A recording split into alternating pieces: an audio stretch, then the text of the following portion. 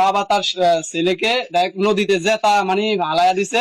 ধরেন বোকামি কিছু আমি কেন বোকামিটা কেন করলেন একটু কি জানলে না, ধর আমি ওই অবস্থায় ধর আমি কিছু হালাই দিই তো এই যে তাহলে না, ধর আমি ওই অবস্থায় ধর আমি কিছু হালাই দিই তো এই যে ধরেন আমি তো অজ্ঞানের মতন, তো ধরেন আর ইয়ে হয়েছে, ধরেন আমি কিছু হালাই দিই তো স্বামীর জায়গায় ধরেন বলাইছে, স্বামী উঠছে ধরেন ফেলে আমি কিছু এটা হালাই দিই না, আমি এর দূরে বুঝি মানে যখন বোঝাতে ছিল না মরা স্যার মরে ধর নাই চাইছে দিন মরা তো ধর না এই দূরে উঠে আসলে না কিছু বেড়ারে এমনি হালাই দিই। ছেলে বাবু না মেয়ে বাবু ছিল? ছেলে হয়েছে মরা। মোটা হয়েছে। জি, তো, আশপাশে কেউ জানে না এটা? না আমি কেবারে করি জানানো তো উচিত ছিল। আর একটা বাচ্চা আপনি নদীতে ফালানো কি ঠিক হয়েছে এটা? এটা এটা হয়েছে, এটা তো আপনি আরো এলাকার লোকজনের জানানো আপনার কর্তব্য ছিল।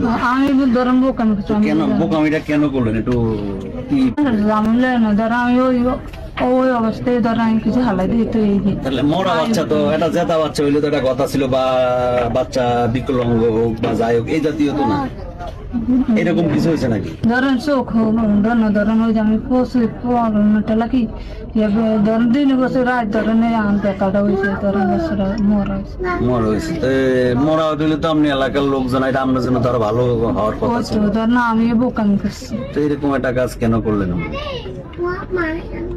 এখন তো এলাকার লোকজন বলতেছে যে আপনি যে মানে জীবিত ভালাইছে, ওই যে কয়নকে ধর না ওই যে পাঁচশো না দিয়ে যেহেতু এখন তো আপনার নামে হত্যা মামলা হইব, তখন কি করবেন?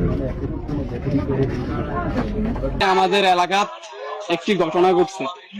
এক বাবা তার সন্তানকে নদীতে ফালাই দিছে, মানে মনে হয় ছেলেটির বয়স মনে হয় 3 দিন বা 4 দিন হবে। আমরা বিষয়টা কি জানতাম না, আজকে জানলাম বিষয়টা।